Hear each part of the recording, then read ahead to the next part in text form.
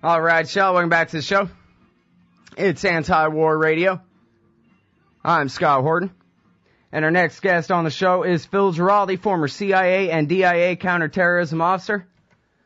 He's a contributing editor to the American Conservative magazine, a regular at antiwar.com, where he's got the a new article up today, Will DC Thump the Syrian Domino, right there at the top of the highlights section.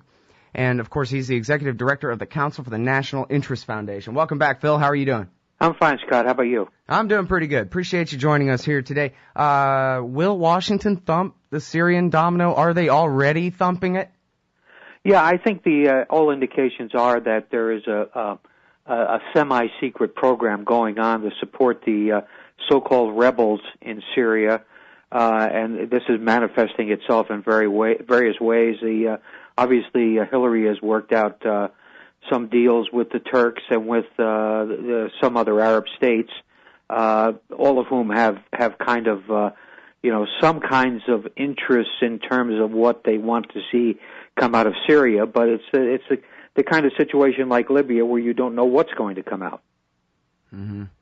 Well, now you were stationed in Turkey for years back when you were in the CIA, right? Yeah. Mm-hmm. So you're very familiar with this region and obviously know a hell of a lot more about the neighbors over there than the most of us. And Syria is one that I think, because it's none of America's interest really whatsoever, even from the most imperialist viewpoint, it really has nothing to do with anything except maybe where the Israelis get their water from or something like that. We don't really know that much about it. So obviously you have this minority dictatorship and plenty of people in Syria who would like to overthrow it. But then I'm reading all these things about the Saudis, Prince Bandar organizing al-Qaeda-like dudes to go over there and intervene. You have the so-called Free Syrian Army stationed in Turkey, which has somewhere between 30 and a couple of hundred people. And they're putting together, aren't they, one of these governments in exile or transitional government like Libya and all that kind of thing? It looks like it's on, huh? Well, there are a number of groups, obviously, that are playing this game. I mean, if you look at where the so-called resistance or rebels come from, a lot of them are actually in Western Europe or Washington, and these people, as usual, are pulling the strings from a distance and recognizing that they need support or they want support from the people in Washington and elsewhere that would like to see Assad go. It's a very confusing situation. I mean, Syria in a lot of ways is very similar to Lebanon. It's very similar to Iraq in that it's not a real country. It has a number of ethnic and other groups that were combined artificially into a country in 1921. And as a result, if Syria starts to unravel, you're going to see a lot of competing interests that essentially will probably make Syria no longer a viable state. And this indeed might be the real objective to all of this. I mean, if it seems that the neocons are supporting this anti-Assad policy, and if they're supporting that, they must see something in it for Israel. And I would suggest that Syria kind of breaking up, pretty much like happened in Iraq and pretty much like has happened in Lebanon, might be the objective. Mm-hmm. Yeah, as David Wurmser wrote years ago, we'd like to expedite the chaotic collapse in Syria so that then we can mold how it goes forward from there. But they're not going to be able to mold it other than ensure that there's a permanent crisis there, I guess. Well, but there are certain advantages to having a permanent crisis. And Syria is not a major military power by any means, but at the same time, it is a significant state in that region. And is that David Wurmser in the background barking? Yeah, it's my corgi. His name is Oscar. He's a grouchy guy, and I think it must mean that the mailman has arrived. He's a good dog. He's no neocon. Well, hopefully he'll stop. But anyway, Wurmser and others have said that it would be basically good for Israel if a lot of these states were to become disempowered, shall we say. Mm-hmm. Well, and of course, Syria is Iran's last ally in the region, too. Right. Which is why countries like Saudi Arabia have been on Syria's case. there's always kind of, if you look at the complicated relationships and everything like that, there's always an explanation as to why these alignments are taking place the way they are. Mm-hmm. And Syria has been playing this game for years, and of course Saudi Arabia has been playing this game for years, and also playing games in Lebanon. And there are all kinds of alignments that are at stake here. So, but this really underlines the whole issue. The issue is we really don't understand what we, particularly as Americans, don't understand what's going on there, and yet we have people like Hillary Clinton and John McCain jumping in with both feet. Mm-hmm. Well, you look at it, I mean, right after the Iraq War, Ariel Sharon said, you better not stop there. Syria and Iran and Libya must be next on your list. And really, even without, Paul Wolfowitz and Douglas Feith running the Pentagon, it seems like the Democrats are really getting this agenda done a hell of a lot better than George Bush, who liked to talk about world revolution all the time. Yeah, it's I think if you look at now in retrospect, you look at some of the decisions that George Bush made. George Bush was actually somewhat restrained on a number of occasions. He was in fact the guy who was pushing back against Cheney against taking any kind of military action against Iran. If only we had his patience and wisdom now. That's right. What a scary thought that is, but it actually is true, and it seems to me that. You alluded to my article today. I started off my article saying I was at a conference, and one of the speakers said, this administration, the Barack Obama administration, embraces every conflict with both hands. It's quite unbelievable when you think in terms of what we expected maybe 3 years ago when we elected this guy. Well, I expect him to be as bad. I wouldn't necessarily, I don't know if you could find quotes of me saying he'll be even worse than Bush, but maybe. I mean, he did go much further in his AIPAC speech in 2008 saying, Jerusalem shall forever be the undivided capital of Israel, which no American president or Hillary Clinton or anybody had ever said before. Yeah, that's true. But let's point out that many people campaigning to become president have taken that position. It's something that's almost mandatory. So if Assad is Assad going to fall? Because it seems like he's holding on pretty tight, and all the Saudi and Qatari-backed special forces teams in the world can't seem to overthrow him. And did you see the thing in the Guardian where they're saying Bandar is basically rounding up the new generation of al-Qaeda and sending them to Syria here, and America told him go ahead? That's what it sounds like. It's an interesting report. I don't know to what extent it's true or not, but I like. We're going to need you to find out for us, Phil. Yeah, okay. Well, that'll be my next job. Yeah, but I suspect that Assad is a lot stronger than we are hearing. This Free Syrian Army, for example, is claiming to have 10,000 soldiers. I don't believe any of that. I think their numbers are probably 30 or 40 guys, and you could probably gather them all in one room and feed them pizza or something like that. That's what Margulies said too, that there are a couple of dozen men. Yeah, that's what I suspect. But Assad has considerable support in various communities within Syria, including the Christians. And there have been huge pro-government rallies in Damascus. Yeah, mm-hmm. Huge. Right. Which virtually go unreported in the U.S. press. You can see it in the Guardian and some of the European press, but the U.S. is not reporting much of this. But that's typical. Haven't we seen this scenario play out before? Yes. Yeah. Well, and this is the thing where I always get stuck on stupidity or the plan. Can they really be so foolish? Yeah, well, yeah, they can. I mean, what are you going to wind up at the end of the day? You're going to wind up with a Syria that's broken up maybe into component parts, or you're going to wind up with Assad in kind of a siege mode, where he's basically doing things that otherwise he might not do. And so, who knows? Right. Well, and of course, the more the Americans beat their chest about it, the more the Syrians who might lean Assad solidify their support for him. Same thing happens in Iran every day, I think. All right, we'll be right back with Phil Giraldi after this, guys. All right, y'all, welcome back to the show. It's Anti-War Radio. I'm Scott Horton, and we're talking with Phil Giraldi, former CIA and DIA officer, writes for the American Conservative, antiwar.com. and he's the executive director of the Council for the National Interest Foundation. We're talking about Syria, which means we're talking about Iran, too. And I wonder, with the new IAEA report just out, whether you're impressed, Phil, and whether your CIA friends are taken aback by all the new information in the IAEA report. Well, I think, first of all, I think a lot of people have noticed that the report basically doesn't say a whole lot without qualifying everything it's saying.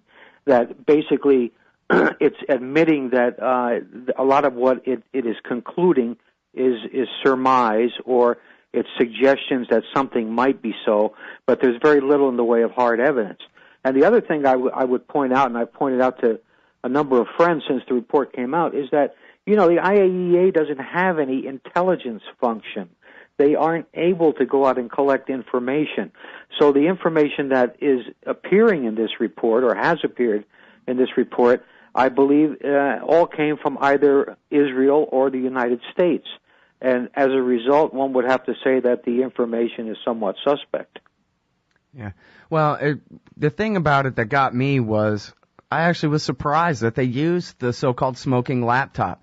I mean, I know not everybody in the world reads Gareth Porter or anything, but there's been a lot of doubt cast on that thing, and the accusations in it fell apart years ago. Phil, they're going to use lasers to enrich uranium up to, or not enrich, but transform uranium into uranium tetrafluoride, this green salt, which is useless. It has to be uranium hexafluoride gas to feed it into a centrifuge to enrich it to anything.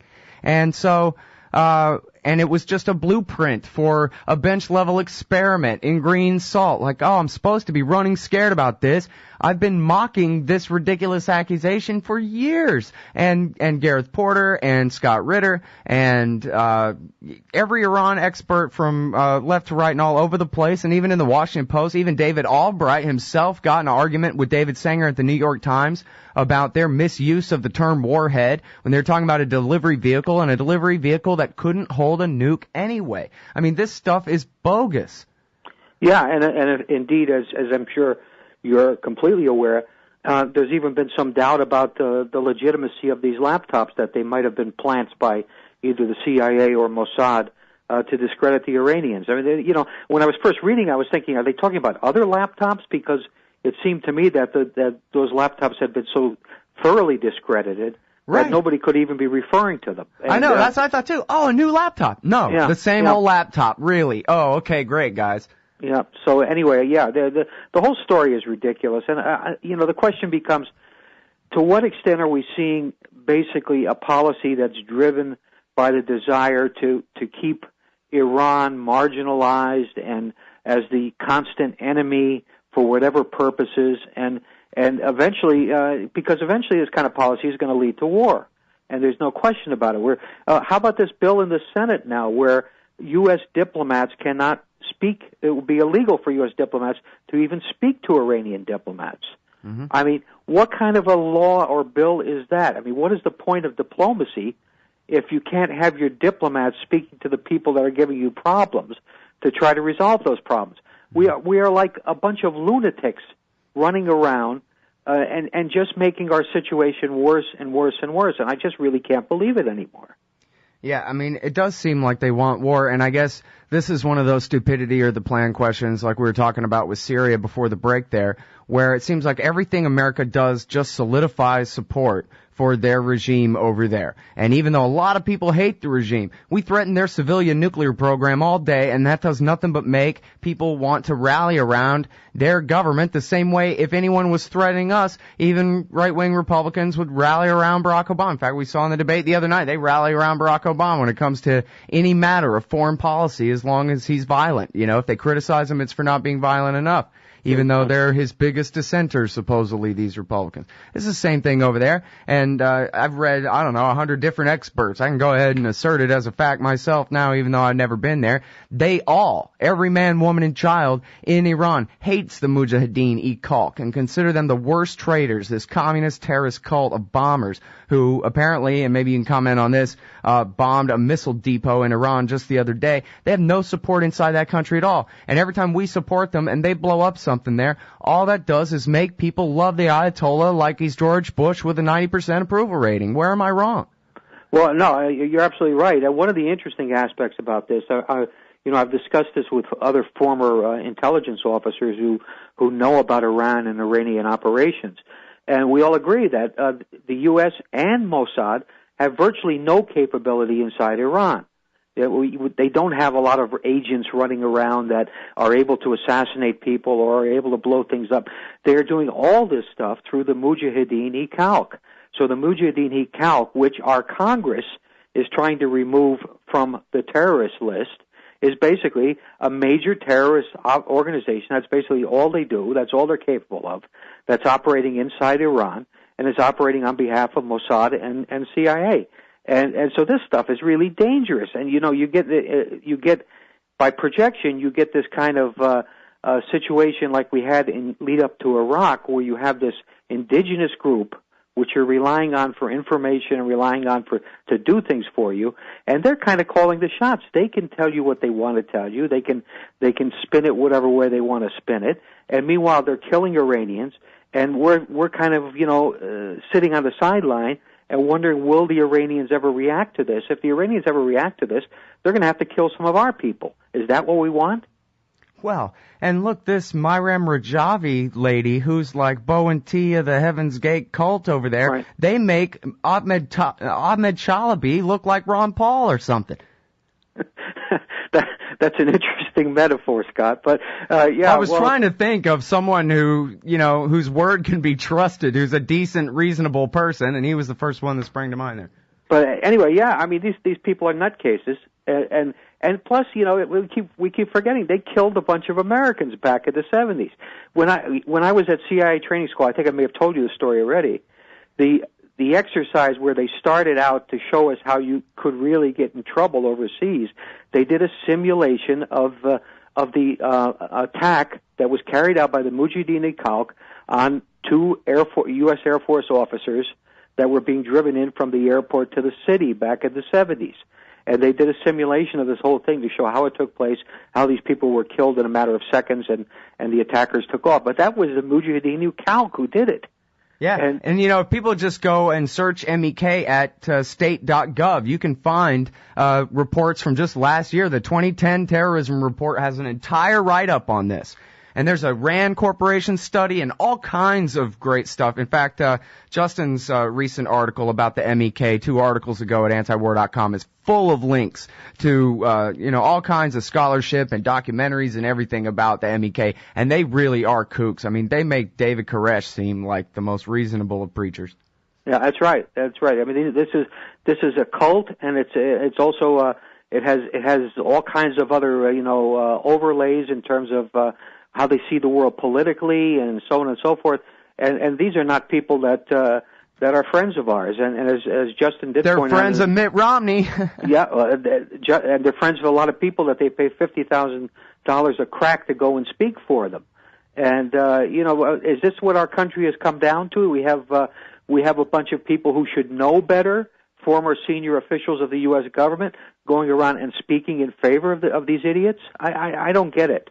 Yeah, I mean, it really is crazy. You look at the list, it's all these former generals and the very highest level think tankers and Rudy Giuliani, America's mayor, and all of this.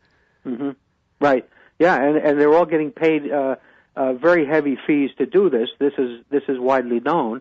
And the fact is that, what do these people think? Do they think they're doing something good for the United States by getting these people off the terrorism list so we can use them to carry out terrorist acts inside Iran? Is that the whole justification in their minds for this? McInerney even said so. That's exactly what he said, was we got to take them off the terrorist list so we can use them to kill people in Iran. It's at the NIAC website there. Well, I mean, this underlines the fact that we have become the rogue nation, and the stuff we do is just would have been unthinkable even 10 years ago, I hope, in the United States, but now all this stuff is routine, where we do these things and nobody seems to care. Some people do. Yeah. Thanks, Phil, for being one of them and for writing all about it all the time. I sure do appreciate it. And your time on the show, as always. Thanks, Scott. Take care. Phil Giraldi, everybody. That's the Council for the National Interest Foundation, antiwar.com, the American Conservative Magazine, too.